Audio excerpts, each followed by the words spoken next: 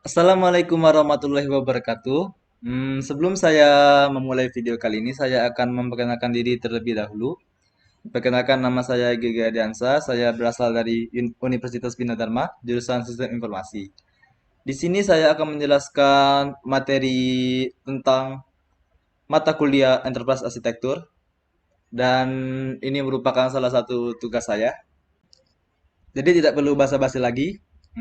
Kita mulai presentasinya. Di sini saya akan menyampaikan materi tentang pengantar Enterprise Architecture. Sebelum kita masuk ke pengertian dari Enterprise Architecture, saya akan menjelaskan dulu pengertian tentang arsitektur. Di sini saya menggunakan tiga pengertian atau tiga ahli. Yang pertama, menurut Zachman. Menurut Zachman, arsitektur adalah kumpulan representasi deskriptif yang diperlukan untuk membuat objek.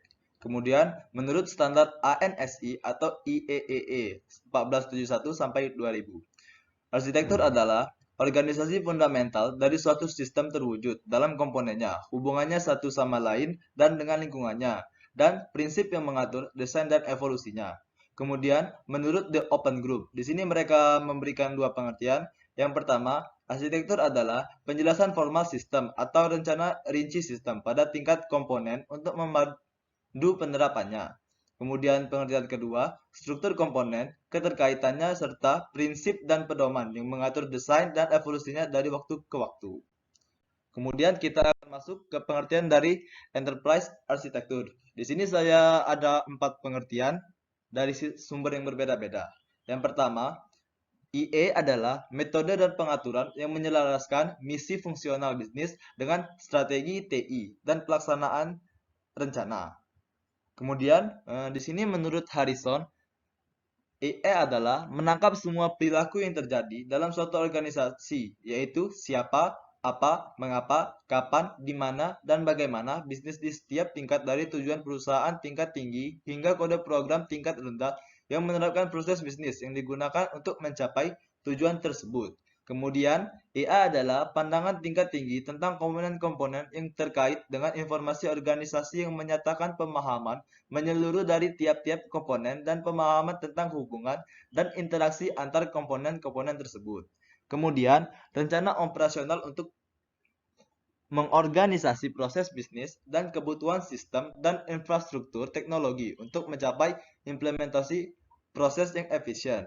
Kemudian kita akan masuk ke cangkupan dari IE. Di sini IE itu mencakup banyak hal.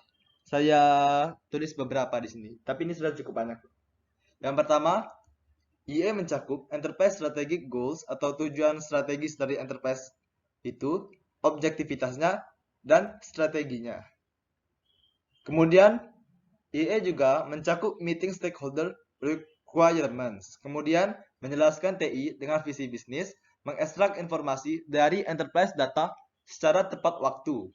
Kemudian, meningkatkan efisiensi operasi dan pembuatan keputusan, mengadopsi strategi untuk perkembangan di masa mendatang, sistem bisnis, proses, data sharing yang terintegrasi, mengorganisasi infrastruktur teknologi dan sistem informasi, kemudian memastikan integritas, kualitas, konsistensi, dan keamanan data, dan yang terakhir mengurangi duplikasi dan kompleksitas data sehingga data akan lebih simpel untuk dikelola. Kemudian kita akan masuk ke framework. Di sini adalah beberapa framework yang digunakan di EA. Framework itu kalau tidak tahu, itu adalah model arsitektur. Yang pertama ada Zachman Framework. Di sini Zachman Framework adalah pendekatan yang digunakan secara luas untuk membangun enterprise-wise ES architectures dan dianggap sebagai model rujukan hingga framework lainnya dapat dipetakan sendiri. Jadi itu yang utama. Kemudian RMODP menggunakan Object Modeling Technique atau OMT dan dikembangkan oleh badan-badan bereputasi tinggi seperti ISO dan International Telecommunication Unit. Kemudian ada TOGAF. TOGAF ini merupakan bentuk standar dari framework yang umum dan tersedia secara bebas. Kemudian ada C4ISR atau DAF digunakan oleh US Department of Defense. Selanjutnya adalah komponen inti EA menurut Malhotra. Di sini Malhotra memberitahu ada 4 komponen inti dari EA. Yang pertama adalah strategi capabilities architecture, yang kedua business architecture, yang ketiga information architecture, dan yang keempat data system and computer architectures.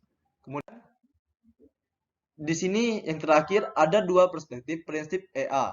Yang pertama adalah IT first atau IT centric EA. Jadi mereka itu fokusnya ke IT.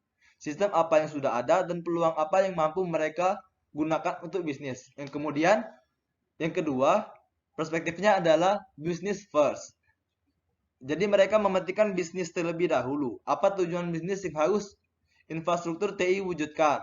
Di sini business first ada dicakup dua sentrik. Yang pertama adalah business process centric dan yang kedua adalah governance centric atau governance centric AI.